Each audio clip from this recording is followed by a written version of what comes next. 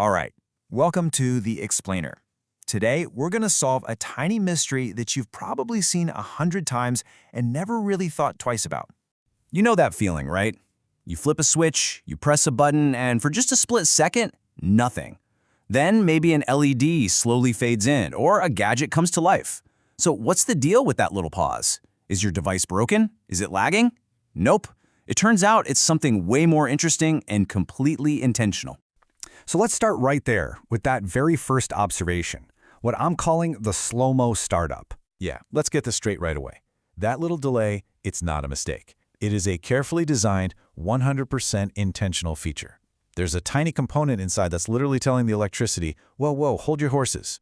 Let's not rush this. And that little component?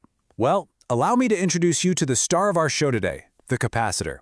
It might not look like much, but this little guy is the secret reason so many of our electronics work the way they do. So what is this thing really? The simplest way to think about it is like a tiny rechargeable battery. But instead of powering your phone for hours, it's designed to charge up and release its energy really fast. Its whole job is to store energy in an electric field, and it's how it stores that energy that causes the delay we're talking about. And that brings us to the capacitor's one single unbreakable law. Its golden rule. It absolutely hates sudden change. Because of how it's physically built, a capacitor simply cannot let the voltage go from 0 to 100 in an instant. It demands a slow, steady, gradual process. But why? Why is it so strict about this rule? Well, it all comes down to the physics of how the thing actually charges up. So let's take a look at this gradual climb. This picture really says it all. Over on the left, you've got a simple ideal circuit. You flip the switch, bam, instant power, a straight vertical line. But on the right, you add a capacitor, and look what happens. It forces that voltage into this beautiful, gentle, predictable curve. And the reason for that curve isn't magic, it's physical. See, a capacitor is basically just two metal plates with a little gap in between.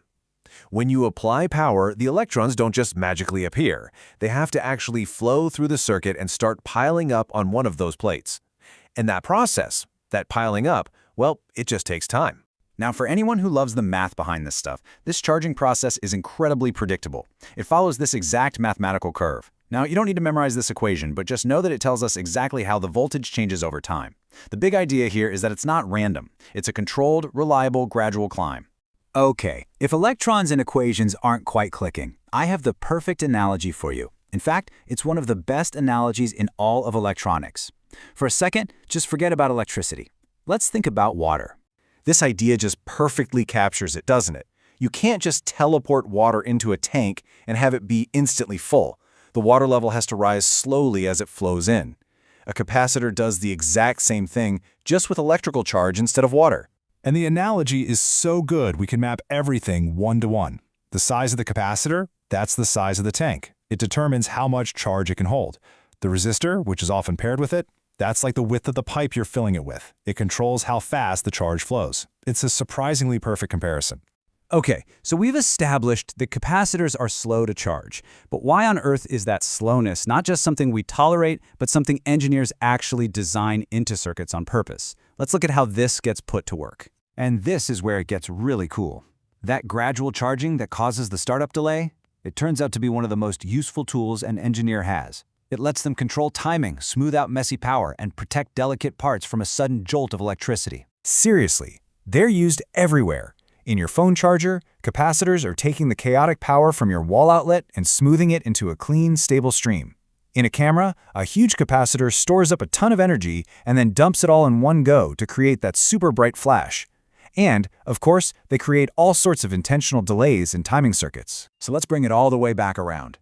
The next time you see that tiny pause before an LED fades on, you'll know exactly what's going on. It's not a bug. It's not a glitch. It's the quiet, steady work of a capacitor, doing its job perfectly by just refusing to be rushed. And, that leaves us with a fascinating new puzzle. If capacitors are all about slow, gradual change, how is it possible that they're also used to filter signals, to completely block some kinds of electricity while letting others pass right on through?